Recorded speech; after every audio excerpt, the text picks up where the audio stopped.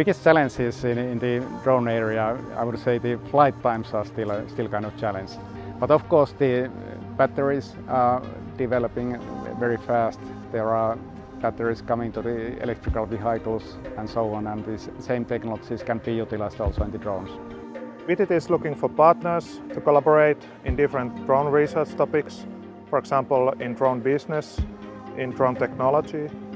VTT's drone research highlights include, for example, drone-based building inspections, drone autonomy, drones cold weather resistance, concept of operations development and fleet management, and novel user interfaces for drone control.